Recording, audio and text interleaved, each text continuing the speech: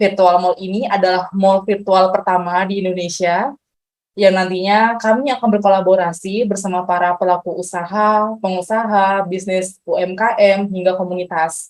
Yang mana tujuan utama kami adalah membantu para pelaku bisnis untuk berinovasi dari sisi media branding. Jika sebelumnya nih, Bapak dan Ibu tahunya mungkin iklan itu tentang social media ads, Facebook ads ya, SEO, terus apalagi Google Ads, malah sekarang muncul lagi TikTok Ads. Nah, habis ini ada lagi namanya branding via virtual mall gitu. Jadi kami saat ini masih dalam pengembangan, rencana launching di akhir Januari tahun 2023, dan saat ini kami masih mengembangkan platform via website di virtualmall.id, namun kedepannya kami juga ada pengembangan melalui aplikasi Android maupun iOS gitu. Tagline kami, enjoy the mall wherever you are. Jadi kami mengajak teman-teman semua untuk menikmati mall tanpa batasan waktu dan tanpa batasan lokasi. Jadi virtual mall ini adalah mall virtual yang dibangun secara virtual, bukan replika ya. Jadi bukan seperti misalnya saya di Bekasi, ada Semarang Bekasi, kemudian bikin mall online, nggak seperti itu. Kami memang berdiri di bawah PT Akitron Global Technology sebagai mall virtual pertama di Indonesia. Kami akan buka 24 jam dan kami menjangkau seluruh Indonesia. Jadi teman-teman di Papua, di Sulawesi, di Sabang, atau dimanapun bisa datang ke virtual mall kapan aja, karena kami selalu buka 24 jam dan tidak terhalang oleh jarak. Seperti itu. Nantinya virtual mall itu juga bukan hanya sebagai tempat belanja, shopping experience ya, tapi kami juga akan menjadi center of virtual activities ya, karena kami menyediakan exhibition hall yang siap membantu acara virtual teman-teman seperti seminar, pameran, gathering, atau mungkin nanti ada job fair via virtual, dan masih banyak lagi. Nah, saat ini mulai bulan Juli kemarin, kami sudah memasuki masa pre-sales, di mana teman-teman bisa booking unit pertama di virtual mall mulai dari 150.000 aja. Dan selama pre-sales ini, teman-teman juga bisa mendapatkan penawaran menarik lainnya. Tapi kalau misalnya untuk skema dan informasi lebih lanjut mengenai virtual mall ini sendiri, teman-teman boleh japri saya, boleh japri Bani sebagai host, atau mungkin boleh tanya-tanya di grup WhatsApp. Saya kalau di WhatsApp namanya Rafika, atau boleh hubungi admin kami. Admin kami itu ada ya virtual mall bisnis number-nya, nanti akan ada admin kami yang jawab. Paling kalau sekilas knowledge tentang virtual mall sudah saya sampaikan. Nah, sekarang saya ingin menyapa Bapak Pinpin Baktiar lagi nih. Saya ingin membahas lebih detail tentang tema kita ini. Marketing channel in digital world, jadi channel marketing dalam dunia digital. Kalau menurut Bapak Pinpin sendiri, bagaimana sih?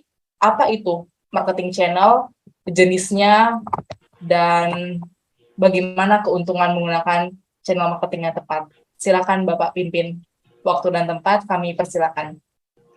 Siap, Mbak Elvira. Ini berarti langsung paparan ya? Boleh Pak, silakan. Baik. Punya materi yang ingin disampaikan, silakan.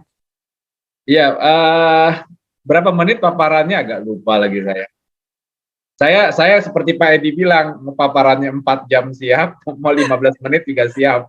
Sebenarnya sih 15 menit cukup Pak, tapi kalau Bapak menambah nggak apa-apa, saya tungguin kok. Dari slide yang sama. Emang tukang ngomong saya, Mbak. Baik, ya Pak Edi, Mbak Elvira, Bani, dan teman-teman PM, selamat malam. Sahabat saya, Mas Firman, Creative Branding, Creative Marketing. Malam, brother. Thank you sudah hadir. Oke, ini kan virtual mall pertama di Indonesia nih ya. Feeling saya juga ini dosen pertama nih yang ngomong di acara ini nih. Jadi ada sama-sama pertamanya kita. Baik, izin banyak bercanda ya Mbak Elvira ya, karena itu kan ciri khas orang Bekasi itu. Jangan ngaku orang Bekasi kalau nggak bisa. Silakan Pak, nggak apa-apa. Biar kita semua tetap semangat dan nggak ngantuk. Jadi, pokoknya kita banyakin bercandanya deh. Baik, ya Mbak Elvira, Pak Edi dan teman-teman sekalian ya, saya jadi pengen ngomongin marketing channel elaboration ya. Jadi saya suka ilmu teman-teman ya. Kebetulan kemarin juga saya lulus di S3 di Entrepreneurship Scientist gitu kan. Jadi memang saya tuh senang bergerak pada tataran keilmuan, termasuk dalam melakukan berbagai seminar juga. Saya lebih sering dan lebih senang mendekatinya basisnya itu. Gitu. Jadi kalau mau disederhanakan memang kurang lebih lah ya, Mbak Elvira dan teman-teman, memang basis pendekatan saya malam ini adalah science gitu kan. Nah nanti monggo dielaborasi pada tataran praktis virtual mall-nya seperti apa. Bapak Ibu, saya kasih judul malam ini adalah marketing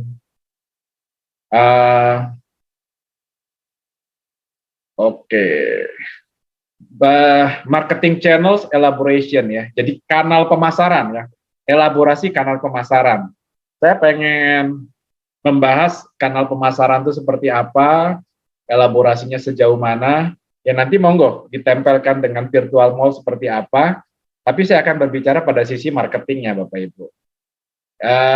Ya, jadi ini sekilas perkenalan saya, Bapak Ibu. Saya jadi adalah edukator dan entrepreneur. Saya mantan pelaku usaha yang memutuskan memasuki dunia edukasi lebih dalam saat 2015. Saya senang kuliah, Bapak Ibu. Saya melakukan berbagai kuliah untuk kepentingan bisnis saya. Cuman karena keselingan kuliah, jadi suka dunia edukasi deh. Nah, kira-kira begitu, Bapak Ibu. Saya founder di 5 institusi bisnis, Bapak Ibu. Ada Seci bersama Pak Edi, saya founder di Impactner, juga ada properti dan macam-macam. Saya sendiri dosen di 4 kampus. Nah, kira-kira begitu, Bapak Ibu. Jadi ya ini Pak dosen, Bapak Ibu. Cuma ada entrepreneur-entrepreneurnya lah, dikit lah. Ya, jadi nanti kita mungkin di diskusinya bisa kemana-mana ceritanya, mudah-mudahan. Bapak Ibu berbicara tentang marketing ya. Ya udahlah, yang paling klasik itu kan STP 4P segala macam. Cuman saya karena basisnya science, saya agak lebih filosofis, agak lebih scientific dikit ya. Jadi marketing itu sebenarnya siapapun membuat definisinya itu bisa aja benar, Bapak Ibu. Karena tergantung dia posisinya apa dan kebutuhannya apa gitu. Makanya dengan spektrum itu petanya memang pengertian marketing itu bisa sangat filosofis, bisa juga sangat praktis gitu. Jadi ada yang bilang marketing itu jualan, ya benar juga sih. Ya makanya pada tataran praktis marketing itu bicara tentang superior transaction ya. Bagaimana dengan kemarketingan itu jualannya kencang. Ya udah, itu berarti kita lagi ngomongin yang teknis tuh. Tapi bagaimana dengan marketing ini kita memberkati masyarakat dan memberkati dunia. Nah, itu udah pada tataran filosofis tuh. Jadi siapapun yang berbicara ya tergantung konteksnya. Siapapun yang berbicara adalah benar adanya. Jadi pada tataran filosofis marketing itu adalah berbicara tentang penciptaan nilai kan. Ya contoh yang value creation tinggi kayak Body Shop tuh ya kan, Save the Earth ya kan, dia anti human trafficking dan sebagainya. Turunnya menjadi produk pada brand perception-nya kan, gue kalau pakai parfumnya Body Shop ini nih gue sudah menjadi bagian Save the Earth tuh. Nah itu Body Shop tuh di value creation banget. Tapi misalnya kita jualan misalnya minyak goreng atau cabai yang untungnya 2.000 3.000, ya udah ngomong jualan aja, gimana jualannya masif. Dan semua itu benar adanya pada konteks kepentingannya masing-masing. Tetapi saya juga pengen mencoba secara vertikal, secara horizontal, marketing itu juga mesti mawas diri Bapak Ibu. Marketing itu nggak bisa seru sendiri ya. Secara hulu, marketing itu tujuannya adalah menjawab kepentingan perusahaan. Ya, ketika perusahaan bilang kita menggunakan strategi profit, kebijakan marketingnya berubah, berbeda dengan misalnya kebijakan perusahaan kita adalah strateginya grow. Kalau profit itu berarti kan kita hemat-hemat diskon lah, optimalkan harga. Tapi kalau kepentingannya grow, kalau perlu nggak profit, kalau perlu minus. Yang penting tumbuh, market penetration kita tinggi gitu. Jadi marketing yang mana dulu nih, kebutuhan perusahaan apa gitu kan. Saya pernah mendapati satu korporasi besar, omsetnya 360M, biaya promosinya 300M Bapak Ibu, 5 kali lipat. Jadi kalau kita sebagai marketing ngejar profit, ya nggak nyambung. salah gitu loh. Orang objektif perusahaan pengen melakukan market penetration, pengen ngejar market share kok, ya itu objektif marketingnya. Lalu pada sisi hilir ada market objektif ya. Sisi konsumen maunya apa ya? Ya kalau mau disederhanakan kepuasan pelanggan lah yang kayak begitu-gitu. Nah ini kira-kira kita memotret marketing sehingga kita muncul satu kebijaksanaan. Apapun definisi orang tentang marketing itu benar adanya, tergantung siapa dia dan apa kebutuhannya sebenarnya. Karena kalau ini nih yang satu slide ini dibedah bisa berlembar-lembar dan kemana-mana Bapak Ibu. Tetapi ya kekompleksitasan itu saya coba sederhanakan. Ya marketing kira-kira diskursus ya, level pemikirannya tuh di wilayah-wilayah seperti ini. Nah, tapi yang penting bicara marketing itu memang secara sederhana itu kaitannya dengan ini Bapak Ibu, product attractiveness ya. Ya, marketing 1.0, 2.0, 3.0. Jangan lupa mau sampai 4.0 dan 5.0 juga ada produk di sana Bapak Ibu. Ya, jadi memang secara fundamental memang 3.0 sudah meninggalkan produk sentrik, tetap walaupun meninggalkan produk sentrik ada produk di sana. Makanya ini Prof Agusti katakan ini salah satu fundamental penting. Produknya gimana nih? Nah, ini kan pertanyaan nih. Produk itu harus bagus banget atau enggak? Tergantung. Saya pernah makan nasi goreng di Singapura harganya sepiring 200.000. Kalau beli di depan rumah saya 15.000. Nasi goreng yang relatif sama gitu. Kalau abang-abang tukang nasi goreng jualan nasi goreng tok-toknya 200.000, beneran nggak tuh pasarnya adalah warga kompleks saya gitu. Tetapi ketika di Singapura memang di salah satu hotel mewah ya harganya segitu nasi gorengnya. Jadi produk atraktif ini jangan terjebak kalau bagus pasti benar, kalau biasa-biasa aja pasti salah, nggak begitu ngelihatnya. Nah, tapi yang pasti petanya produk itu bisa kita mainkan Bapak Ibu ya. Apakah dia kalau makin tinggi yang tercipta adalah keunikan ya, value creation for product uniqueness. Jadi nilainya tinggi sehingga produknya unik gitu kan. iPhone ya, iPhone berapa? 20 juta gitu kan. Ya sama-sama aja sama Samsung yang harga 1,5 juta atau Realme yang 1,5 juta, fungsinya mirip-mirip aja kok. Tapi di iPhone kan uniqueness-nya didorong terus karena memang mengejar pasar yang premium. Sementara produk kalau keunikannya mau biasa-biasa aja, sekedar untuk bisa fungsi fungsional yang dikonsumsi itu menjadi umum ya, atau kita sebut dengan komoditas. Nah, bagaimana kita membuat produk kita menjadi unik atau menjadi umum? Nah, ini perannya marketing mix, Bapak Ibu ya. Perannya marketing mix ya, produk, price, place, dan promotion ya. Itu sebenarnya kalau teman-teman mengetahui 4P ini aja, menurut saya marketing udah canggih tuh.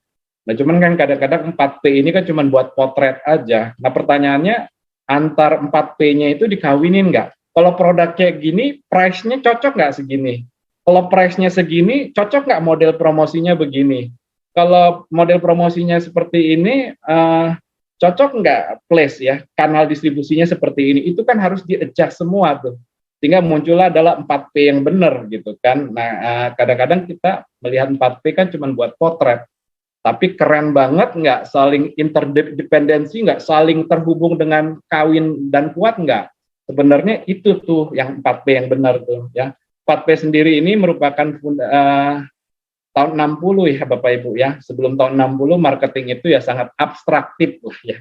Mulai terumuskan tahun 60. Tapi walaupun udah terumuskan tahun 60, sampai sekarang marketing juga tetap aja tuh bergerak dengan berbagai gagasan yang keren-keren ya. Marketing 1.0, 2.0, 3.0, 4.0 bahkan sampai 5.0 bahkan sedang didorong sampai 6.0 begitu kan. Jadi ya kalau mau disederhanakan marketing itu bicara tentang art and science. Nah, jadi pentingnya produk Bapak Ibu ya. Jadi Bapak Ibu apapun usaha Bapak Ibu, ayo produknya dibikin bener lah ya. Harus canggih banget nggak ya, tergantung. Kalau produk massal ya nggak usah canggih-canggih lah. Sekedar fungsionalnya benar aja udah cukup begitu kan. Tapi kalau produknya makin premium, berarti kan emosionalnya mesti di-adjust tuh. Ketika orang pakai produk ini muncul kesan ini. Nah, itu nanti mainannya teman-teman branding tuh. kalau bahkan fungsi sosialnya kan, kopi gayo gitu kan, minum kopi hitam, tapi si marketer mampu membangun asosiasi kalau Anda minum kopi hitam, Anda sedang peduli loh sama petani gayo. Nah, berarti itu fungsi sosial Bapak Ibu ya, ada fungsi fungsional, fungsi emosional dan fungsi sosial. Nah, Bapak Ibu kita masuk ke ini Bapak Ibu. Lalu setelah produk, nah materi saya adalah tentang ini Bapak Ibu ya, marketing channels ya. Jadi kan ada produk tuh, ada kopi kan. Nah, kopi itu kan mesti diminum. Agar dia bisa diminum kan harus ada channelnya Bapak Ibu. Kan Bapak Ibu nggak mungkin bikin kopi di warung atau di dapur Bapak Ibu, tahu-tahu ada konsumen minum. Gimana caranya? Agar konsumen bisa minum kopi Bapak Ibu, nah itu yang disebut dengan marketing channel. Mesti diantar dari tempat kita ke tempat konsumen atau mesti disediakan. Nah, itulah tentang marketing channel. Ya contoh kayak kopi ya. Nah, ini kan kalau channelnya abang-abang pakai motor ya dijualnya goceng. Ya. Kalau masuk ke Starbucks segelasnya bisa 50.000. Tetapi juga zaman sekarang pencet-pencet handphone, kopi juga bisa hadir di depan kita Bapak Ibu. Nih, seperti saya nih lagi minum kopi nih gitu kan. Jadi kalau kita beli kopi kenangan kan pencet-pencet handphone, tak tak tak tak, tak tempo 10-15 menit ada kopi di depan meja kita kan. Nah, itu yang disebut dengan marketing channel Bapak Ibu. Marketing channel itu berbicara tentang bagaimana produk itu bisa hadir atau dikonsumsi oleh konsumen. Nah, pada marketing channel sendiri juga pada titik ini kita menjadi punya semangat bahwa pentingnya marketing channel attractiveness ya, baik pada tataran online maupun offline. Saya sendiri ini kalimat saya Bapak Ibu, ini kalimat saya yang saya pikirkan bertahun-tahun dan saya bersyukur nih karena diajak Pak Edi akhirnya jadi keluar kalimat ini ya. Menurut saya ya, sesungguhnya channel itu adalah kompetisi yang sesungguhnya dari pemasaran, Bapak Ibu. Ya, itu menurut saya. Produk boleh biasa aja, tapi marketing channelnya luar biasa gitu. Ketimbang produk kita bagus banget, tapi kita nggak mampu jual, hanya mampu jual misalnya di satu toko, di Facebook aja gitu, atau hal yang sifatnya tidak eksploratif. Tetapi bicara marketing yang sebenarnya adalah ada sebuah produk yang biasa aja, tapi mampu dijual kemana saja. Nah, itu buat saya bicara channeling ya. Channeling itu adalah real competition in marketing, Bapak Ibu. Jadi kompetisinya nggak melulu bikin produk yang bagus-bagusan, harga yang sekedar murah-murahan gitu ya. Semua yang wajar-wajar aja deh. Semua yang wajar-wajar aja, tetapi channelnya yang luar biasa. Dan sesungguhnya peluang ya, probability ke pemasaran itu adalah di ke-channelan ini. Channelnya dahsyat, marketingnya dahsyat, sellingnya dahsyat ujung-ujungnya. Nah, sekarang kita berbicara tentang marketing channel Bapak Ibu ya. Secara teori ya, karena saya dosen ya, saya ngomongin teori lah Pak Edi.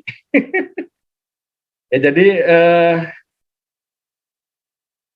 penting ya mengerti teori gini Bapak Ibu ya, karena sebenarnya jangan sampai kita belajar kemana-mana dan belajar macam-macam, tapi sebenarnya pengertian dasarnya pun kita tak pegang gitu kan. Pengertian dasarnya tak pegang, bagaimana mau eksekusinya ya.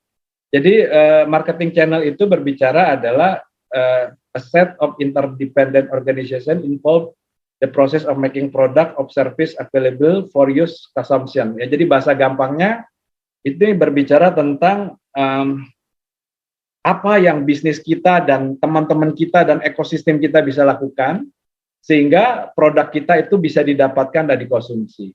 Nah, itu kira-kira bicara tentang marketing channel. Bapak Ibu, bicara tentang marketing channel sendiri secara sains itu 2015 itu ada dua pendekatan Bapak Ibu ya. Jadi ada pendekatan ekonomik dan ada pendekatan behavior ya. Nah, pada berbicara pendekatan ekonomi sendiri ada beberapa teori-teori yang muncul di sana ya, bicara transaction cost ya, bagaimana agar seluruh jalur pemasaran kita itu menjadi sebuah nilai transaction cost yang baik, Bapak Ibu. Ya kalau mau disederhanakan, yang jangan sampai biayanya memakan profitnya lah gitu ya. Jadi itu konsentrasinya. Dari situ kan muncul tuh jalur pemasarannya harus berapa lapis gitu kan, dari product owner, distribusi, pengecer, sampai sub pengecer, sampai retail. Nah, kita mau berapa layer tuh. Lalu ada agensi teori ya, bicara tentang pemilik perusahaan melihat ini direktur-direkturku bikin kebijakan pemasarannya bagus nggak nih gitu ya. Karena kalau direktur itu kan pengennya kan karena kalau pemegang saham itu kan pengen kan optimal profit ya. Kalau direktur itu kan bicara tentang efektivitas. Kalau efektivitas itu kan berarti biasanya ada cost yang besar di situ kan. Ya itu tuh Pak Edi itu. Apa kita mau tanpa iklan penjualannya kenceng atau dengan iklan optimal, brand kita naik dulu, baru tahun berikutnya kita ngejar penjualan. Nah, pertengkarannya di situ tuh. Itu bicara agensi teori. Lalu ada game teori ya. Game teori itu berbicara tentang bagaimana inisiator dalam ekosistem bisnis kita ya. Nah ini kayak virtual mall ini kan ini menjadi bagian dari game teori itu nih, menjadi inisiator, benar nggak ya? Melalui virtual mall bisnis kita akan makin dahsyat pemasarannya dan penjualannya. Itu game teori bicara itu. Lalu ada resource based teori ya, bicara teori sumber daya ya. Kalau sumber dayaku makin kencang, pemasaranku makin dahsyat nggak? Nah itu yang economic base. Lalu ada yang behavior ya, jadi bicara power conflict ya. Jadi bagaimana kita melihat agent-agent itu akur atau sering berantem ya. Nah itu. Lalu ada relational norm ya. Dalam keagentan dalam sistem distribusi kita antara kita dan supplier kita, antara supplier ke kita saling hormat atau saling menekan ya. Lalu ada komitmen trust di situ kan. Perusahaan punya komitmen nggak ya untuk mengembangkan jalur pemasarannya. Ini kan bicara marketing channel ya. Sehingga akhirnya makin hari makin bagus, makin dipercaya, makin menjadi rumah buat kita. Lalu ada network teori. Ya, network teori bicara tentang seluruh jalur distribusi kita ini mampu nggak menjadi kerja-kerja profesional dengan kekerabatan sosial yang bagus ya. Bapak Ibu, sengaja saya tunjukin teori-teori ini untuk menunjukin bahwa di dunia sains sendiri berbicara marketing channel itu juga ternyata cukup kompleks Bapak Ibu ya. Berbagai ilmuwan dengan ragam teori mencoba mendekati tentang kondisi marketing channel ini gitu Bapak Ibu. Tetapi maksud saya, meskipun secara teori mungkin itu udah wilayah ilmuwan saja ya, tapi ini sekedar menjadi potret buat teman-teman. Tetapi secara praktis, sebagai pelaku usaha, ini yang mesti kita menjadi pertimbangan ya. Bicara marketing channel ya, entah kita masuk sosial media, entah kita buka website, entah kita masuk pasar, entah kita jualannya di depan rumah, atau kita buka toko mewahnya kayak Starbucks, itu kan isu marketing channel semua. 4 hal ini yang harus diperhatikan Bapak Ibu. Bahwa melalui marketing channel itu kan berbicara tentang kehadiran kita kan. Jadi dengan kita masuk ke dalam marketing channel memastikan kita hadir. Ya, kita ada di Tokopedia, artinya kita hadir di sana. Kita jualan di Pasar Cakung, artinya kita hadir. Karena tanpa masuk Tokopedia, tanpa masuk Pasar Cakung, orang nggak tahu kita ada. Jadi bicara marketing channel itu pertama bicara kehadiran, saya ada. Lalu kedua bicara dikenal ya. Nah bicara dikenal ini, ya ini Bapak Ibu yang bisa bangun treatment lah. Bapak Ibu dikenal sebagai pelaku usaha yang ramah, pelaku usaha yang dingin, pelaku usaha yang sangat melayani, pelaku usaha yang sangat teknologi, pelaku usaha yang sangat human. Nah, itu Bapak Ibu yang create tuh di marketing channelnya kan. Misalnya kita jualan nasi goreng, ya bisa aja jualan nasi goreng, kita bikin nasi goreng, kasih, bayar, selesai kan. Tapi misalnya kita jualan nasi goreng, kita ketika ada pembeli kita, Pak apa kabar Pak? Wah, terakhir beli 2 minggu lalu ya. Jadi ada sentuhan gitu kan. Tapi melalui gerobaknya sebagai marketing channel itu kan kita punya peluang untuk akhirnya memutuskan saya pengen dikenal sebagai siapa. Tapi tanpa gerobak, tanpa channel-channel itu, peluang kita untuk dikenali kan tidak ada, Bapak Ibu. Lalu juga bicara pengalaman ya, pengalaman apa yang bisa kita ciptakan melalui marketing channel kita ya. Kalau saya ke Starbucks, pelayannya pintar-pintar Bapak Ibu. Saya seneng kalau ngomong sama orang pintar. Kak, Pak mau beli apa Pak? Dia tatap mata saya, dia interaksi sama saya, dia nggak minder walaupun pelayan. Ya kita juga ke sana juga tidak merasa jadi raja, kita merasa jadi teman. Kalau saya ke Starbucks ya, beda sama kalau saya ke warteg. Kalau saya ke warteg, saya berasa banget jadi rajanya. Karena memang si mbak-mbaknya juga memutuskan posisinya sebagai pelayan. Tapi kalau teman-teman ke Starbucks, mereka meletakkan posisinya sebagai teman. Tapi pesan sebagai pelayan sebagai teman itu hanya bisa terjadi karena ada marketing channel ya, entah wartegnya, entah warung Starbucksnya. Lalu yang terakhir tentu bicara tentang transaksi ya. Dengan marketing channel kita bisa membangun transaksi. Nah, Bapak Ibu, ini sekilas landscape kita ya. Jadi era digital ya, ada itu sejauh ini sudah bergerak dari web 1.0, 2.0, 3.0, sebenarnya ada juga 4.0 ya, neural link ya. Tapi sekali lagi Bapak Ibu, saya bukan ahli di sini, nanti teman-teman yang di bidang teknologi lah yang lebih mengeksplor. Tetap saya lebih kepada dari sisi marketing dan bisnis science-nya. Nah, Web 1.0 itu bicara tentang apa, Bapak Ibu? Ya, tentang informasi ya. Jadi kehadiran kita di internet, di layar perangkat kita hanya untuk informasi saja. Nah, itu era 1.0. Lalu kita bergerak ke era 2.0, Bapak Ibu. Nah, ini bicara tentang sebuah web yang sifatnya interaktif ya. Contohnya Facebook ya, sosial media. Ya, di situ kalau Pak Edi posting sesuatu, saya bisa merespon tuh ya. Jadi karena terjadi keresponan saya dengan Pak Edi, saya bisa jadi teman, bisa jadi mitra bisnis, saya bisa jual sesuatu, Pak Edi juga bisa jual sesuatu ke saya. Lalu yang Web 3.0 itu berbicara tentang asistensi ya, jadi berbicara tentang artificial intelligence ya. Jadi melalui web yang ada itu, kita juga bisa meng-create sesuatu ya. Kayaknya virtual mall PM juga di wilayah itu tuh ya. Jadi kalau saya jualan di sini, saya bisa susun-susun bajunya, kasih merek-mereknya gitu kan. Kalau Bapak Ibu punya anak-anak yang roll block ya, main roll block itu kan lagi happening banget ya. Itu adalah jenis contoh Web 3.0 Bapak Ibu ya. Saya lihat anak saya dan keponakannya betah sekali di situ ya. Tinggal tunggu waktu mungkin ya Bapak Ibu-ibu dan Bapak-bapaknya ya. Ini karena masalah sosialisasi dan adaptasi aja ya. Tapi bicara Web 3.0 ya, metaverse dan sebagainya, sebenarnya eksplorasinya dimulai dari contoh paling sederhana kayak permainan roll block dan permainan anak-anak kita sekarang ini. Mungkin itu Pak Edi, Bu Elvira yang bisa saya sampaikan. Semoga bermanfaat. Terima kasih Bapak Ibu. Wow, luar biasa. Pemanfaatannya sangat sistematis. Kita serasa seperti di kampus, Pak Pinpin. Iya. Saya dosen Bu Elvira. Iya. Ternyata Bapak juga dosen di ini ya, di kampus alumni saya. Di mana, Bu? Binus. Salam sama Binusian, Bu. Jangan-jangan, maaf saya lupa kalau Pak Pinpin pernah jadi dosen saya, tapi saya yang lupa nih. Nggak mungkin. Nah, Pak, tadi tuh saya menyimak ya tentang yang hadir, dikenali, pengalaman, dan transaksi. Ya.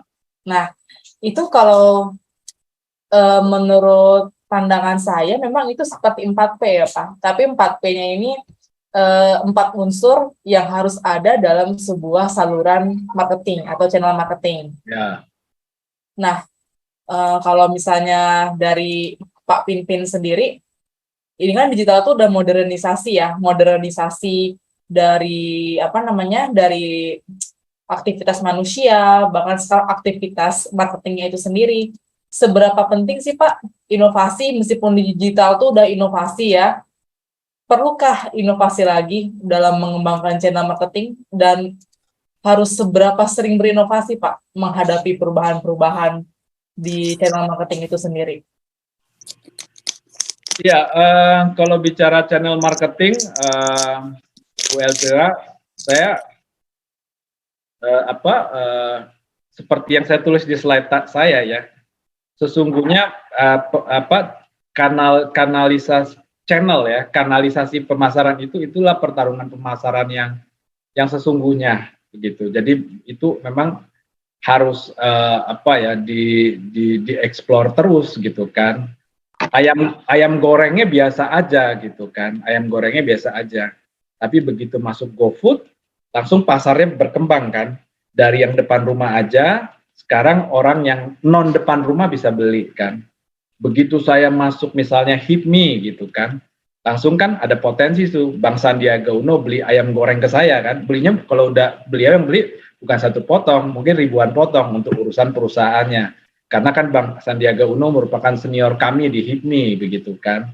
Nah, jadi bicara eksplorasi channel pemasaran itu memang itu pekerjaan marketing yang sesungguhnya sih. Terus eksplorasi kanal pemasaran. Terus-terusan. Makanya kan ada UMKM Go Export. Nah, itu kan bicara eksplorasi marketing channel kan. Emang kalau bikin produk kan gitu-gitu aja. Misalnya kita jualan ayam goreng, emang mau sampai inovasi berapa tingkat sih? Dari yang kita kenal sekarang sampai dia terbaik menurut kita paling kan 2-3 tingkat kan, diginiin naik 1 tingkat, diginiin naik 1 tingkat kan. Kan nggak mungkin kan ayam goreng diinovasi sampai 10 tingkat jadi apa? Jadi gudeg. Kan paling di titik optimal, artinya eksplorasi produk kan ya sudah ada batasnya, tapi eksplorasi yang tanpa batas itu di channel pemasarannya, Bu Elvira. Ya, baik Pak. Nah, tadi kan yang menarik itu yang nomor 3 ya. Setelah hadir, saya nyatet tuh sebelah kiri nih soalnya. Kalau di depan ketutup nanti layarnya. Hadir, dikenali, pengalaman. Nah, kalau bicara pengalaman, saya jadi pengen share screen nih tentang silakan. ini sendiri. Nah, di luar saya sebagai eksekutif tenant ya Pak, sebagai orang yang bekerja untuk virtual mall, saya menangkap virtual mall ini sendiri akan menjadi channel marketing yang baru. Mungkin tadi ada Web 3.0, tapi beberapa minggu yang lalu ya, waktu acara yang sama Pak, kita pernah mengundang Bapak Kevin Wu. Dia juga bicara tentang marketing 3.0 dan marketing 4.0, termasuk tentang interaksi-interaksi yang terjadi di era-era tersebut. Nah, buat teman-teman yang mungkin kemarin belum sempat nonton sama materinya Pak Kevin Wu, itu saya upload di YouTube. Ada namanya Virtual Mall ID, bisa di-search, itu videonya sudah saya go public. Itu keren juga pembahasannya tentang marketing 4.0. Bahkan nanti kan kedepannya udah mulai muncul nih peluncuran marketing 5.0, bahkan jadi kalau nggak salah dengar sudah mulai ada juga 6.0 ya Pak ya. Ya. Nah, jadi kalau virtual mall ini sendiri, memang dia itu lebih sebagai alat branding, sebuah metode untuk mengembangkan produk dari sisi brandingnya. Jadi benar kata Pak Pinpin, kalau produk lo bisa apa aja, jual baju ya jual baju aja, paling warna-warni. Begitu caranya. Motif dan harga yang berbeda. Cuman kalau dari virtual mall itu sendiri, selain menjadi mall virtual pertama, kita juga memberikan new shopping experience yang biasanya orang-orang itu datang ke mall, kucuk, bawa mobil, parkir, datang, pakai kaki, nggak Starbucks, naik turun, terus pulang. Nah ini enggak, meskipun nanti wujudnya sama Pak. Jadi kita masuk pakai avatar, kita masuk ke lobby, kemudian nanti ada resepsionis virtual, naik eskalator juga sama seperti kita di mall pada umumnya, hanya medianya aja yang berbeda. Kalau misalnya di mall yang asli ya, yang offline, itu kan kita bisa merasakan hal-hal yang bersifat intangible, misalnya sesuatu yang tidak nyata, kayak kita bisa ngerasain dinginnya AC, kita bisa nyium bau masakan di restoran, tapi kan kalau via virtual mungkin itu aja sih yang nggak ada. apa yang bisa dirasakan dingin dari virtual gitu kan. Kalau virtual itu kan berarti kan koneksi ya. Kamu harus punya koneksi yang baik supaya kamu tuh bisa login gitu. Nah, melalui channel marketing ini, melalui virtual mall ini, selain dia bantu pelaku usaha untuk branding dengan konsep yang baru, di sini juga menyediakan fitur yang belum pernah ada, seperti log history. Jadi uniknya itu kalau misalnya nanti ada pengunjung yang datang ke satu toko, misalkanlah saya punya toko baju, pengunjungnya Pak Pinpin datang ke toko saya, itu saya bisa tahu kalau Pak Pinpin lagi ngelirik-ngelirik toko saya. Iya, itu yang mungkin belum dimiliki oleh e-commerce atau mungkin toko-toko lainnya. Apalagi kalau toko offline ya, Anda datang, iya beli, nggak jadi ya udah pulang gitu. Kita nggak tahu, bisa aja dia beli di toko belakang kita kan. Tapi kalau misalnya di log history kita bisa menyaksikan, tapi itu sesuai ini ya, mereka kan ngisi buku tamu, ada guestbook, jadi kita bisa tahu dari situ. Terus bisa live chat dengan para pengunjung, nanti bakal ada WhatsApp, tapi WhatsApp-nya di samping avatar, ada resepsionis virtual tadi, terus kemudian kita juga punya point reward, jadi datang ke mall kita, meskipun Anda belum belanja, Anda tetap dapat reward. Nah, rewardnya itu nanti bisa dipakai untuk ditukar, misalnya bisa untuk poin diskon, atau dan sebagainya. Nah, nanti di fase-fase yang lainnya, akan ada juga interaksi di sosial media. Kita punya hub sendiri nantinya, mungkin seperti sosial media, Instagram, Facebook, tapi hanya bisa berlaku di virtual mall ini sendiri, gitu. Oke, sebentar. Sepertinya screen saya bermasalah.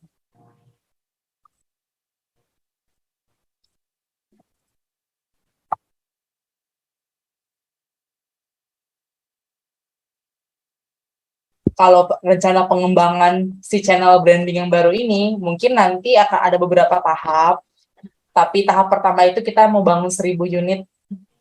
Bentukannya seperti yang digambar ini ya. Saya pengen besarin gambarnya, tapi ini PDF, mohon maaf. Jadi makin saya zoom makin pecah. Ini bentuknya sama ya, seperti, maaf tadi ada yang open mic ya. Sorry Bani, karena saya lagi di sini, coba sambil dibantu ya, takutnya ada yang open mic. Oke, Mbak. Ya, ya, jadi nanti di virtual mall semua merchant tuh bisa ikut jualan, nggak cuma toko baju, semua bisa, yang punya fashion and beauty, mom and kids, aksesoris, bahkan otomotif maaf, yang mau pameran mobil nih, maaf saya sebut merek, misalnya Honda pengen bikin expo dalam virtual, oh boleh banget, kita bisa kok, ya cuman mobilnya berarti dalam bentuk virtual juga gitu. Bisa elektronik, jasa, properti, pendidikan, dan lain-lain sebagainya. Ini yang tadi saya bilang ya, ada fitur unik. Nah, ini nih yang memberikan manfaat sesuai 4 unsur yang tadi ya Pak Pimpin. Selain mereka juga hadir, si customer bisa merasakan kehadiran dari toko itu, yang pasti kita bisa membantu para toko-toko offline maupun online yang belum merasakan rasanya punya toko sendiri. Ini kita bisa bantu dia mewujudkan impiannya punya toko melalui virtual mall. Yang pasti juga mereka bisa branding dengan konsep yang baru. Ini masih pertama kali ya, seperti yang saya sebutkan di awal. Jadi kalau misalnya teman-teman yang punya bisnis atau punya toko sekarang, ini start yang baik karena kita masih yang pertama dan belum pernah ada. Next mungkin ya akan ada kompetitor yang mirip-mirip, tapi yang namanya kita masih yang pertama. Ini kesempatan emas buat para pelaku bisnis untuk mengembangkan strategi pemasarannya melalui channel marketing di sini. Saya nyebutnya kenapa virtual mall jadi channel marketing ya? Ya karena dari konsep yang kita tawarkan dan tujuan utama virtual mall ini ada memang berujung pada channel marketing gitu, berujung pada saluran pemasaran yang berbeda. Makanya saya sampaikan kalau teman-teman tahunya mungkin masih paling baru TikTok ya kayaknya ya, yang terakhir kan TikTok, ya next mungkin virtual mall gitu akan jadi tempat branding, tempat ngiklan yang baru. Karena begini, kalau misalnya teman-teman itu mengiklan ya, saya juga sempat jualan di Shopee gitu, itu kan biaya iklannya itu lumayan mahal. Mungkin setiap orang punya target yang relatif dan berbeda-beda. Katakanlah misal sehari paling dikit 50.000, tapi 50.000 itu kalau di e-commerce itu nggak ada apa-apanya. Ya kan, nggak ada apa-apanya, orang ngeklik nggak belanja, salah klik dia kena bayar gitu. Tapi kan kalau di virtual mall enggak, malah kalau misalnya ngeklik tapi dia balik lagi, dia pulang gitu misalnya, kita bisa dapat database yang baru, kita bisa menjangkau pasar yang baru dengan database yang ada, kita bisa promote melalui media yang lain ya, misalnya kalaupun di virtual mall ini mereka nggak closing, mereka nggak beli, nggak apa-apa, tapi kan kita punya data mereka, kita bisa lagi menghubungi mereka via email marketing atau mungkin blast WhatsApp dan sebagainya gitu. Kita juga operasionalnya 24 jam, kita bisa menjangkau market yang baru nih karena kita jangkauan nasional dan operasionalnya 24 jam kan. Yang barangkali jam segini masih segar, jam 12 juga masih segar lagi. Insomnia sampai jam subuh misalnya, itu bisa aja datang ke mall tengah malam karena mall virtual, tinggal buka handphone, rotate your phone, masuk deh websitenya virtualmall.id gitu. Ya kalau misalnya dari sisi harga, ini harga sekilas aja ya. Ini itu sangat murah. Kalau misalnya rekan-rekan itu punya toko offline, biaya pasti lebih dari segini. Biaya pasti lebih dari 500.000 per bulan. Ini kita average ya, karena kan kita di sini kan sewa minimal per 3 bulan ya. Belum lagi biaya operasionalnya ya, kalau misalnya di toko offline. Kalau di sini kan nggak, paling teman-teman cuma kena biaya maintenance ya, perbaikan web dan sebagainya, itu 50.000 per bulan. Tapi kalau misalnya teman-teman ada booking unit selama periode pre-sales kita before Januari ya, itu teman-teman masih dapat free maintenance. Itu salah satu benefit kalau misalnya teman-teman booking before launching gitu.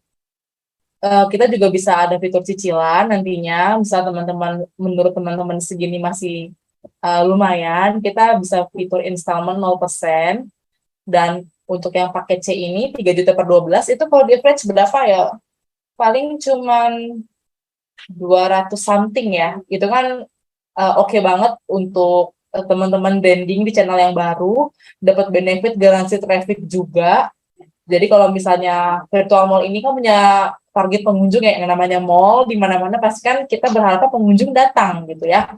Kalau misalnya nanti pengunjungnya tidak mencapai target, kita akan memberikan kompensasi kepada outlet yang menyewa selama 12 bulan. Kita akan berikan free kompensasi di bulan berikutnya jika target visitor tidak mencapai target tersebut gitu. Paling begitu sih Pak Pimpin, kalau misalnya sekilas tentang virtual mall ya.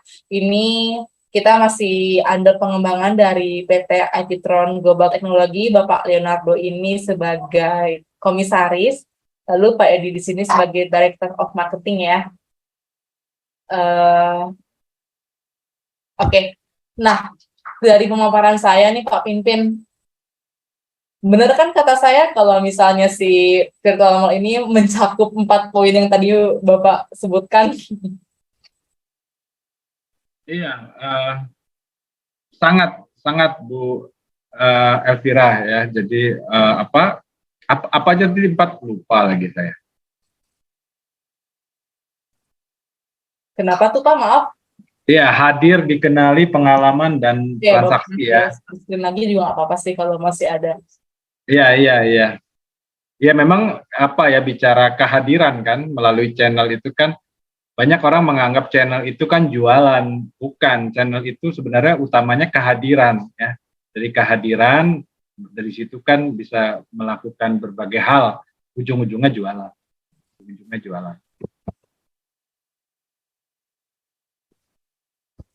Iya, Pak, kalau misalnya Bapak kan juga entrepreneur ya. Kalau saya boleh tahu nih, Bapak entrepreneur udah berapa tahun nih Pak?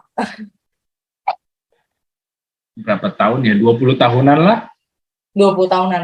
Itu elaborasi, evolusi dan sebagainya di bagian channel marketing sudah berapa lama ya Pak? Iya. Seberapa sering channel marketing itu harus berubah mengikuti perubahan yang ada?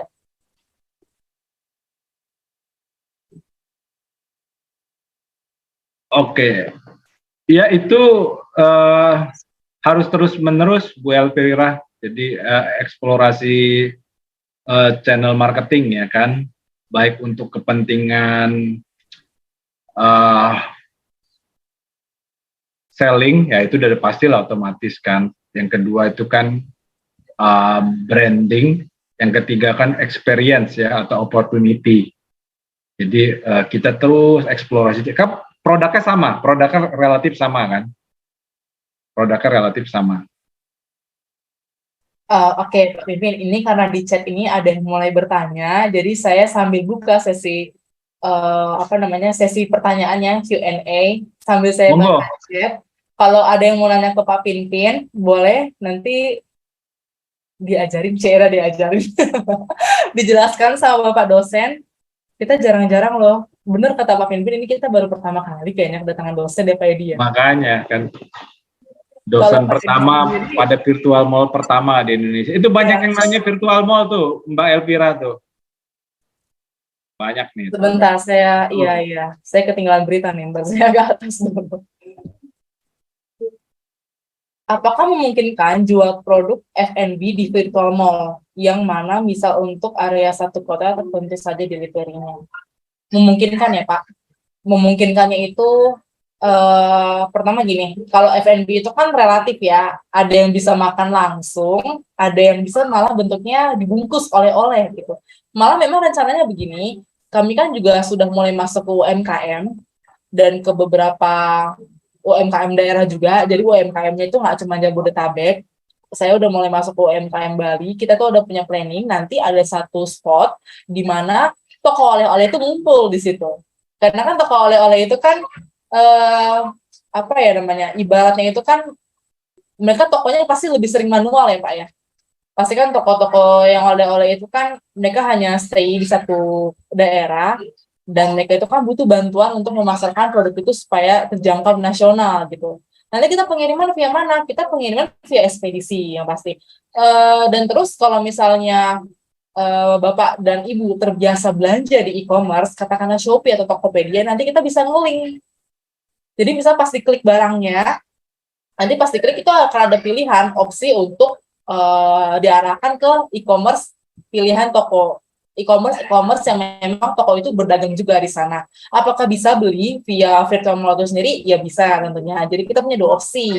Bisa beli via virtual mall, bisa juga beli melalui Shopee atau Tokopedia. Makanya ini kan lebih tepat sebagai channel marketing ya, sebagai sebuah saluran branding. Apalagi begini, kalau misalnya produknya itu produk-produk yang private label, saya perhatikan nih beberapa tahun belakangan semakin banyak produk-produk yang private label.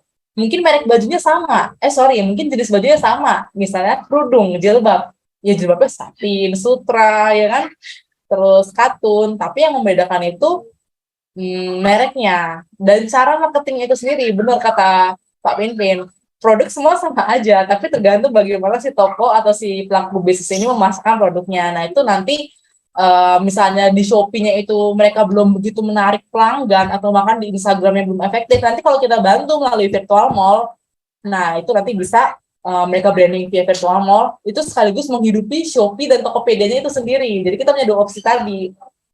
Pembayaran bisa melalui virtual mall, bisa juga melalui si si e-commerce itu sendiri.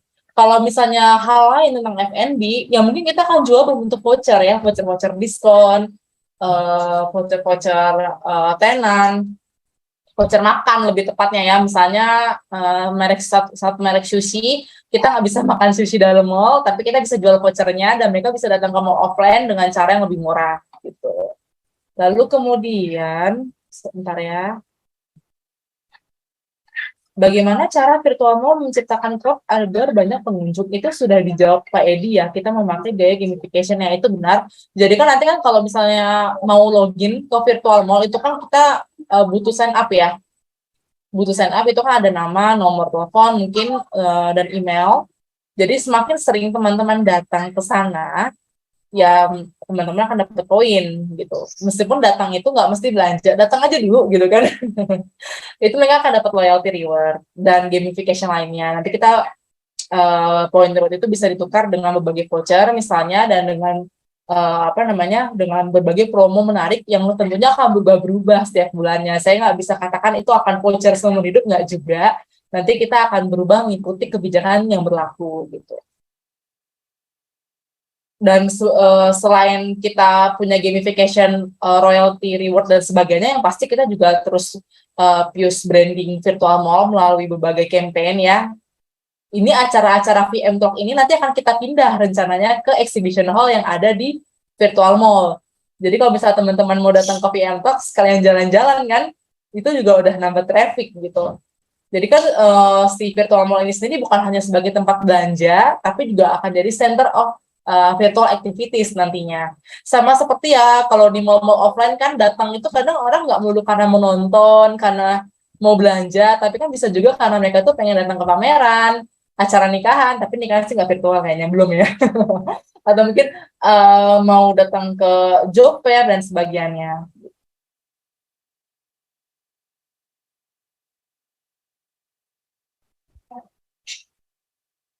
Bagaimana cara jalan-jalan ke VM? Saat ini kami masih tersedia di website ya, virtualmall.id. Website itu juga masih dalam tahap pengembangan, tapi bagi para pelaku bisnis atau para toko yang memang mau buka toko pertama di virtual mall, nanti sudah bisa fit out sekitar Oktober-November. Fit out itu seperti beres-beres. Kalau misalnya di toko beneran tuh kayak bangun etalase, ngecat, interior. Nah, nanti kita di sekitar Oktober-November sudah mulai masuk ke fase itu sebelum launching di bulan Januari 2023. Untuk teman-teman yang ingin mengetahui informasi lebih lanjut mengenai virtual mall, kita setiap hari, Senin sampai Jumat itu ada open house jam 3 sore. Nanti linknya mungkin Mas Bani bisa bantu share di grup ya, grup WhatsApp.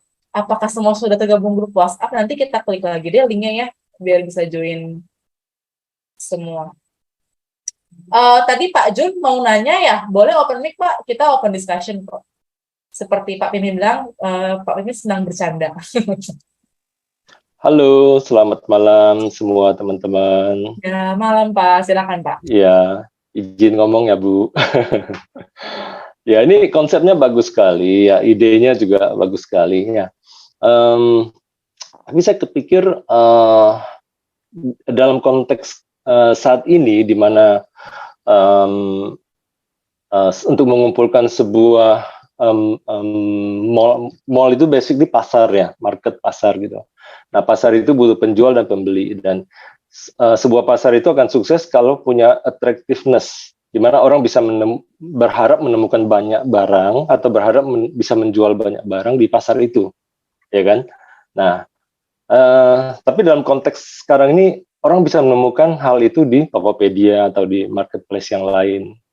Nah, dalam konteks khususnya saat ini di mana metaverse itu sudah mulai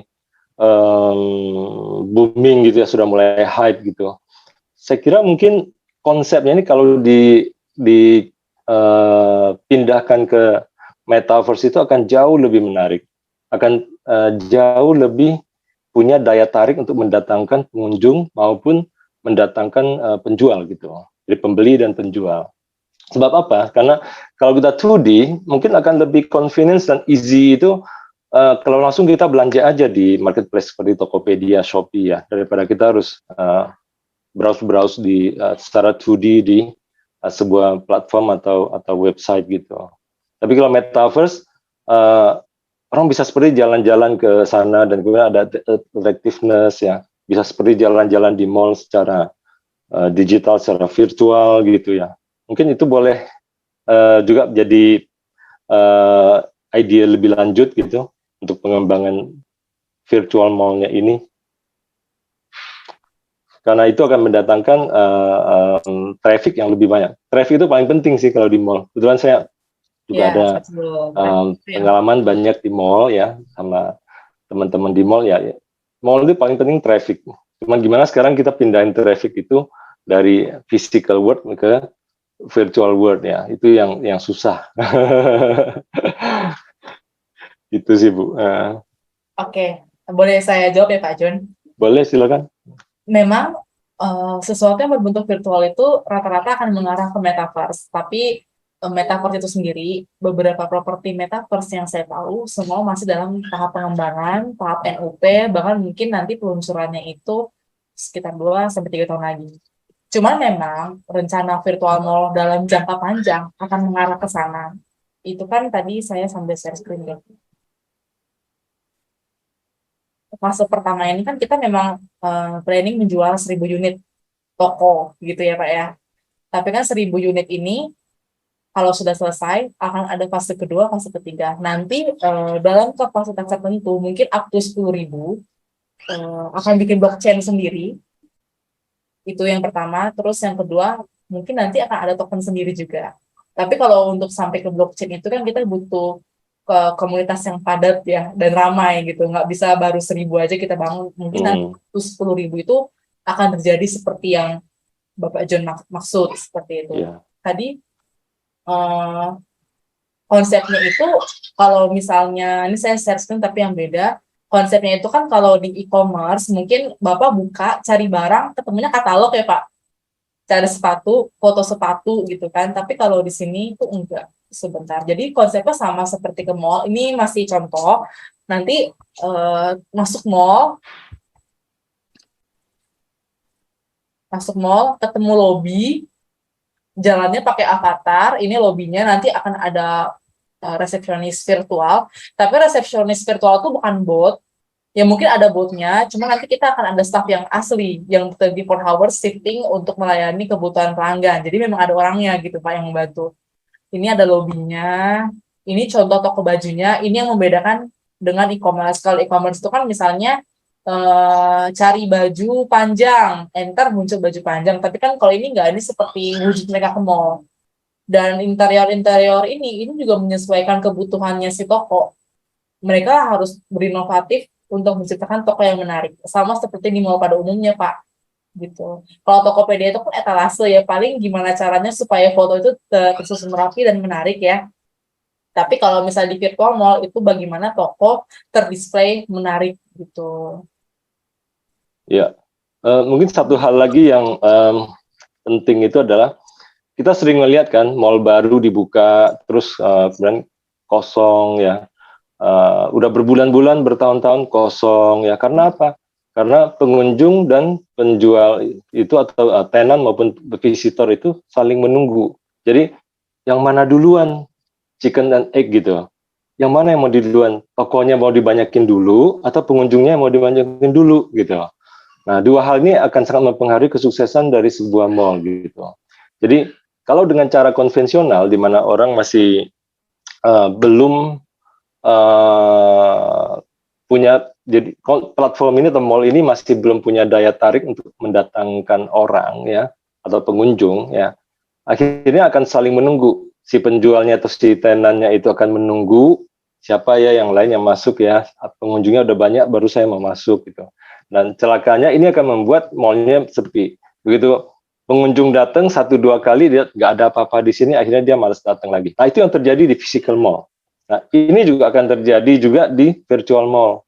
Jadi kalau saya boleh menyarankan, mungkin bisa dipilih sebuah strategi ya, yang mana dulu yang mau diduluin gitu, sehingga punya daya tarik attractiveness untuk mendatangkan pengunjung maupun tenan gitu. Kalau misalkan mau diduluin tenannya, ya mungkin bisa ditempuh strategi disewakan secara gratis ya, atau dikasih insentif bahkan kepada penyewa-penyewa atau tenan atau brand-brand gitu untuk membuka toko virtual di sini tanpa biaya sewa bahkan mungkin, supaya rame duluan, sehingga begitu udah rame pengunjung datang ngelihat, oh di sini banyak ya toko-toko yang saya bisa belanja, itu menjadi attractiveness dan itu bisa lebih cepat rame gitu mallnya. Karena ini ada momentumnya di mall itu, buka mall baru itu ada momentumnya. Begitu kita kehilangan momentum, itu banyak sekali kasus-kasus mall fisik yang begitu kehilangan momentum untuk tahun-tahun selanjutnya mereka sudah susah. Akhirnya akan menjadi mall mati.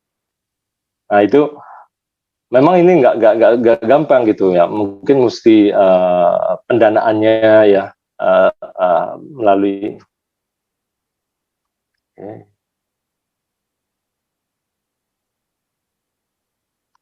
Ya, maaf, agak ganggu ya koneksinya. Mungkin dari sisi pendanaannya mungkin ada venture capital atau investor yang bersedia bakar duit dulu ya, memberikan sewa gratis atau yang lain gitu. Mungkin seperti itu Bu saran dari kami. Iya, Atau menjadi bahan diskusi kita bersama ya. iya. Baik, sebelumnya saya ngucapin terima kasih ya Pak untuk masukannya. Masukan ini juga akan didengar langsung oleh Director of Marketingnya Bapak Edi ya Pak. Cuman kalau dari saya, dari virtual mall ini sendiri kita mengutamakan traffic dulu sih Pak. Itu yang pertama. Traffic, makanya kita bikin event ini dan berbagai campaign yang lain itu bukan sekedar hanya mau jualan ya, tapi kita juga yang pasti butuh traffic karena yang namanya mall itu butuh traffic itu benar. Jadi bagaimana kita mendatangkan traffic dan ketika traffic itu terjadi, orang juga akan mau jadi bagian dari member kita. Gitu. Saya bilangnya mereka tuh VM family, baik visitor maupun nanti tenan. Saya nyebutnya mereka VM family. Mereka akan jadi bagian keluarga kita ketika kami udah sering berinteraksi. Itu kenapa saya selalu mendengar masukan, termasuk masukan dari Pak John barusan ya.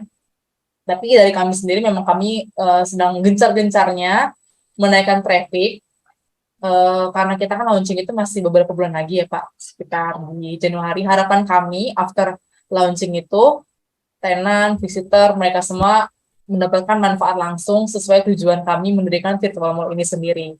Tapi after nanti launching, acara-acara seperti ini akan terus berlangsung, pameran, exhibition, dan kami itu selalu rutin melakukan kerjasama dengan berbagai partner. Misalnya saya sebut tadi UMKM, nah kedepannya kami juga akan bekerja sama dengan beberapa MICE, Meeting, Incentive, dan Exhibition Partner. Jadi mereka akan rutin juga melakukan aktivitas di dalam virtual mall ini, di Exhibition Hall, nggak melulu tentang pameran, nanti ada beberapa komunitas, misalnya komunitas investor dan sebagainya, akan rutin juga melakukan kegiatan pertemuan di virtual mall ini sendiri. Jadi itu bisa memancing traffic. Kita tuh kan juga dengan cara bikin mall itu kan berbeda dengan kita pajang barang di e-commerce. Misalnya nih, kalau misalnya kita datang ke mall, tujuannya apa? Kadang orang jadi cuci mata gitu. Ini kita bisa secara nggak langsung kalau traffic kita tinggi, orang yang tadinya cuma mau ngeliat pameran, cuma mau hadir, mau nggak mau kadang ngelewatin toko yang menarik, apalagi kalau memang produknya sesuai harapan, itu mereka jadi cuci mata dan jadi beli meskipun belinya mungkin nggak pas pameran itu berlangsung gitu Pak. Itu sih yang kita harapkan. Jadi kita fleksibel, kita nggak melulu harus ya tenan kita jamin kamu pasti closing ya di sini, kita nggak jamin kayak gitu. Bagaimanapun virtual mall ini hanya membantu rekan-rekan pelaku bisnis untuk branding dengan cara yang berbeda dengan channel marketing yang up to date. Jadi nggak cuma sekedar iklan-iklan yang ada pada sebelumnya. Begitu sih Pak John. Mungkin dari Pak Ya, Edi, sure. apakah ada tambahan selaku Director of Marketingnya? Sementara ini sudah terjawab ya. Nanti mungkin kalau ada hal-hal yang sifatnya itu diskusi yang khusus kepada seputar VM itu sendiri, mungkin enak nih kita kayaknya boleh tuh bikin ya satu sesi di hari seperti ini, yaitu ngobrol tentang VM. Tapi thank you so much ya Pak John yang sudah memberikan kontribusi gitu ya, sedikit masukan.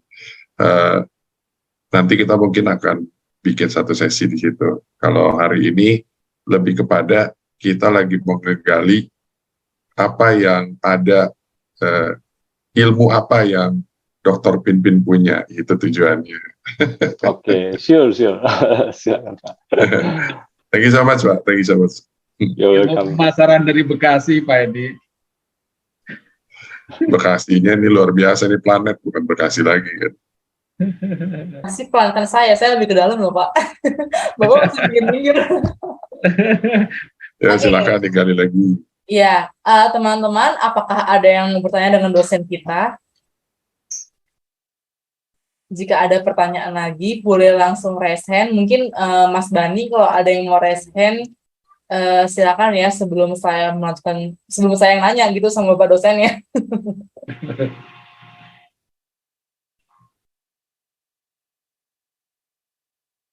Nanya itu UTS. Ih, sebentar. Ini apakah?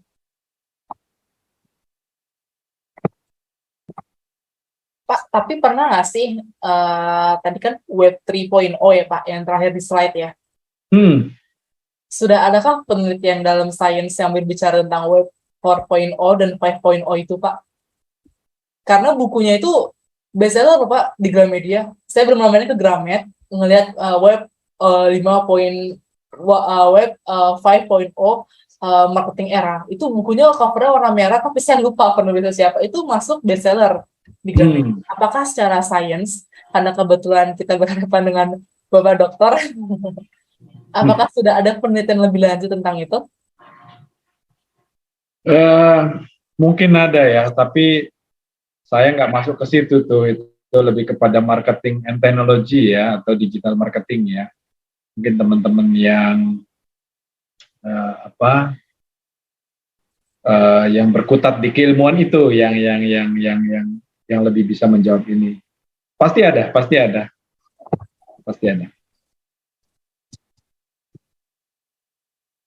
Pak Mimpin sudah berapa lama jadi dosen Pak? Berapa lama ya? 3 tahun lah. 3 tahun. Ya. Langsung di banyak kampus tadi. Iya. Wow. Jadi kalau mau bertemu Pak Pimpin nih, kalau tidak pada hari ini agak sulit sepertinya. Karena ayam. Kebantu online. Nanti kalau udah jalannya offline puyeng juga saya. Nggak kejar. Oh iya Pak, kalau ngomongin channel marketing, saya jadi ingat meskipun kita harus memilah-milah channel marketing yang paling baik buat kita. Kalau menurut Pak Pimpin nih, kita dagang. Itu haruskah kita menggunakan satu channel atau banyak channel sekalian aja kita coba-coba? Tapi dengan proporsi misalnya 10%, misalnya kan 1% bagi 5 cara, atau misalnya nanti ada 3 cara jadi 30, atau gimana Pak? Atau ada proporsi tertentu persentasenya dominan berapa gitu? Iya, ini ada yang nanya Impactor. Ya Pak Purwanto, makasih. Tuh Pak Edi tuh managing direktur Impactner tuh. Bro, kata Pak Purwanto, Impactner suruh buka kantor di Purwanto. Pasti. Yang pertama ya Pak. Pasti, itu mah gampang. Thank you Pak Pur. Iya, kita jangan sampai jualan ke orang lain, kita sendiri nggak buka. Udah di booking. Baik, Pak Pur, thank you Pak untuk pancingan tandaannya, thank you Pak. Ya, Bu siapa dulu lupa lagi. Wajar kalau dokter gampang lupa ya. Bu siapa? Elvira Pak, Elvira, ya. Namanya saya di layar virtual mall doang sih ya, nggak ada Elviranya. Wajar kalau orang lupa Pak. Oke, Bu Elvira, jadi menarik bicara kanal ya, perspektifnya bisa dua tuh ya, satu perspektif marketing ya, kedua perspektif bisnis ya, perspektif bisnis. Kalau bicara perspektif marketing itu harus terus menerus lah, ya baik horizontal dan vertikal ya. Horizontal itu artinya membuka kanal penjualan yang sejenis ya. Tadinya bukanya di ruko, sekarang di ruko sebelah sana laku nggak ya? Ruko sebelah sana laku nggak ya? Itu kan horizontal. Tadinya ada di Facebook, Instagram laku nggak ya? TikTok laku nggak ya? Itu kan horizontal kan. Maupun yang vertikal ya, vertikal. Jadi memperdalam apa yang ada gitu. Tadinya buka di sini, beli ruko sebelahnya, itu kan vertikal. Termasuk juga vertikalisasinya bisa di variasi produk ya. Jadi kalau bicara marketing itu harus eksplorasi tanpa henti, Bu Elvira. Kalau bicara marketing ya. Tapi kalau pengembangan kanal dalam konteks pengembangan bisnis, nah itu hati-hati, itu nanti dulu. Jadi kebetulan saya kan aktivis di UMKM kan. Saya bidang riset saya kan di entrepreneurship science gitu kan. ini terus terang saya melihat bisa jadi pilihan sih, Bu Elvira. Misalnya kayak saya misalnya jualan seafood gitu kan. Apakah saya jualan seafood di satu tempat atau di 10 tempat, itu bisa dipilih.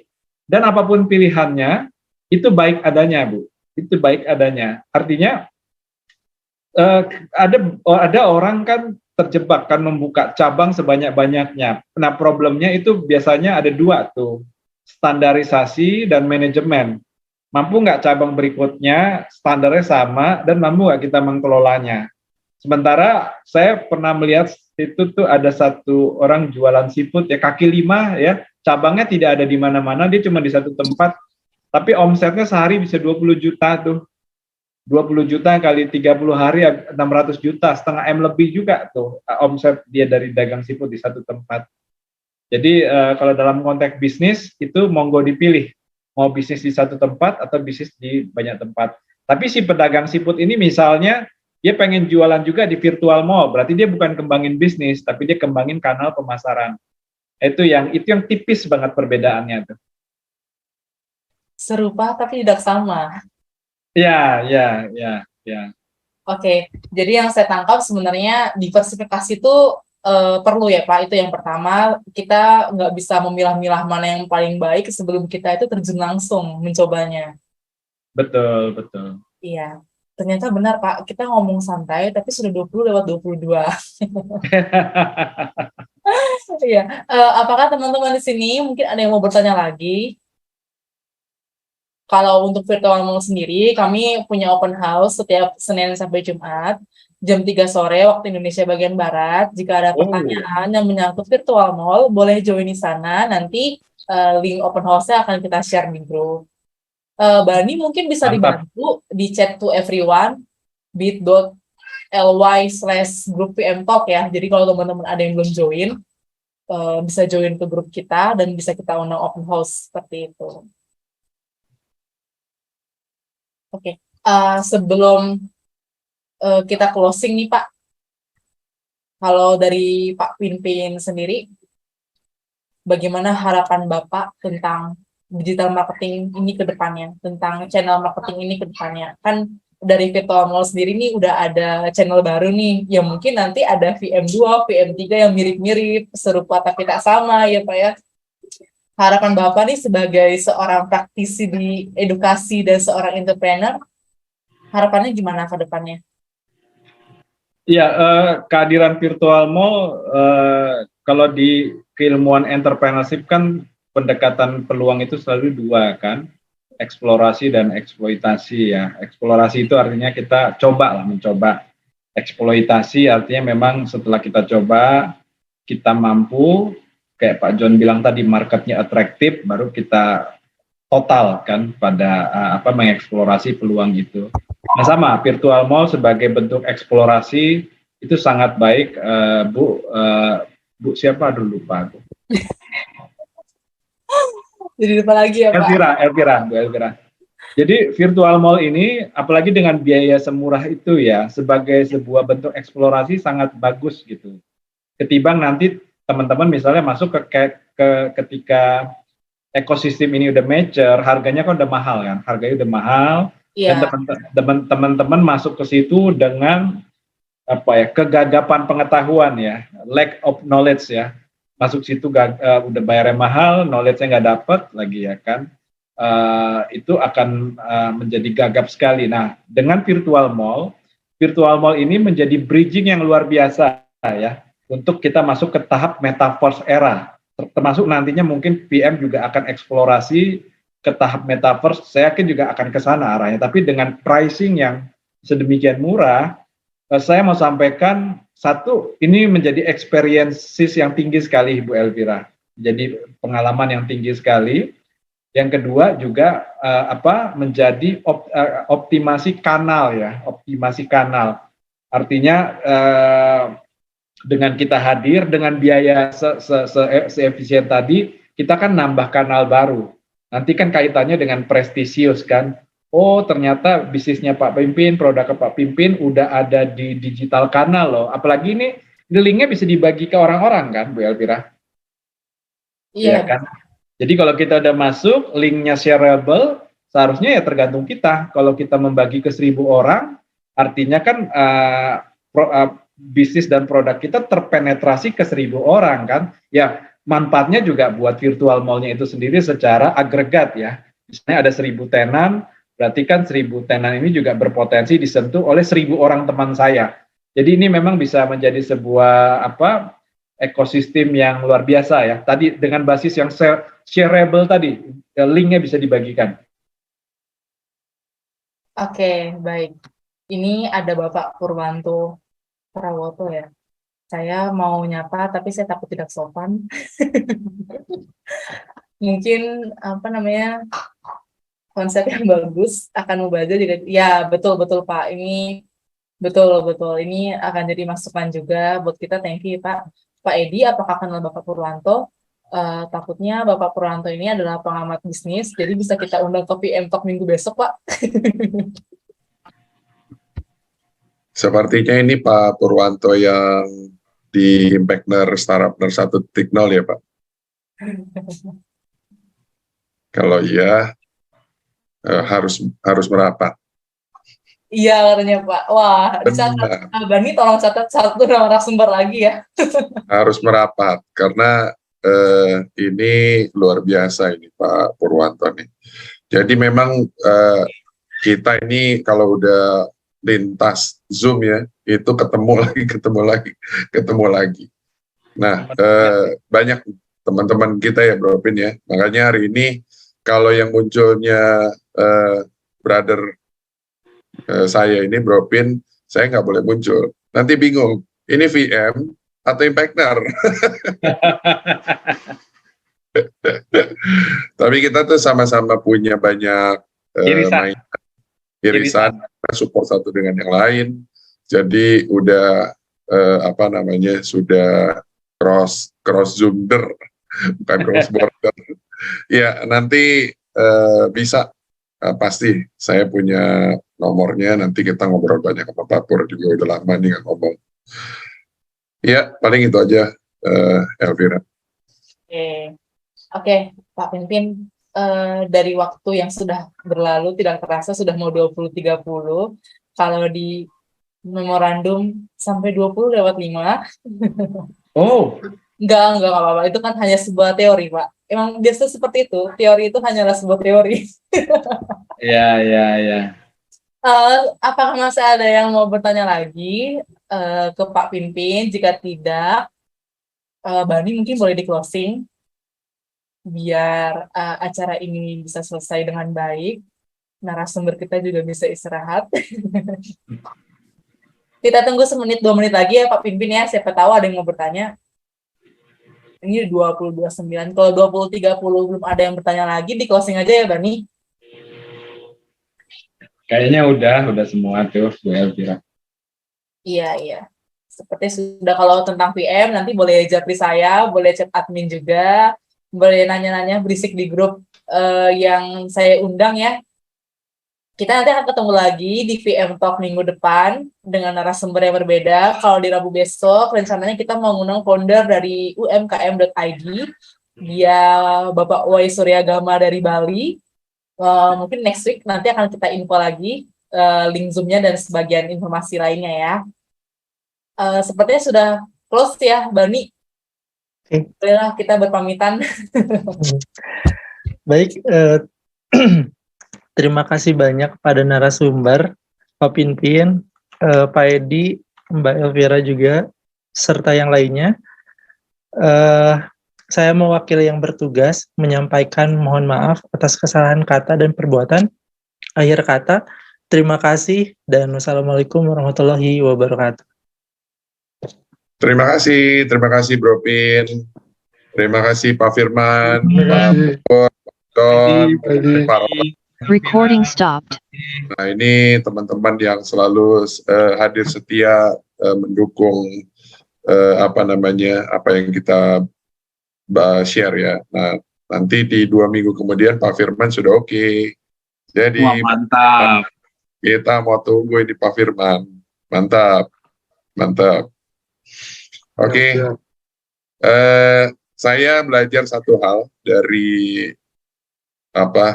culture-nya brother Pin ini, yaitu satu culture yang bagus ya. Sebelum kita udahan, pertama kita buka dulu kamera kita, kemudian kedua, setelah itu pada hitungan ketiga kita ucapkan terima kasih kepada narasumber kita karena ada penjabaran yang sangat bagus sekali. Oke, saya hitung 3, 2, 1. Terima kasih. Terima kasih Pak Pimpin. Thank Terima you. kasih Pak Edi. Terima kasih Bu. Thank you semuanya, see you ya di besok. Bye. Terima kasih Mas Bani. Semuanya. Oke, kayaknya harus diselesaikan ya. Ini sudah foto ya? Sudah foto belum nih? Oke, Pak, yuk Pak. Sudah foto ya? Kalau sudah foto sudah beres berarti. Udah ya? Udah. Udah ya. Candid camera. Oke, ada di end ya.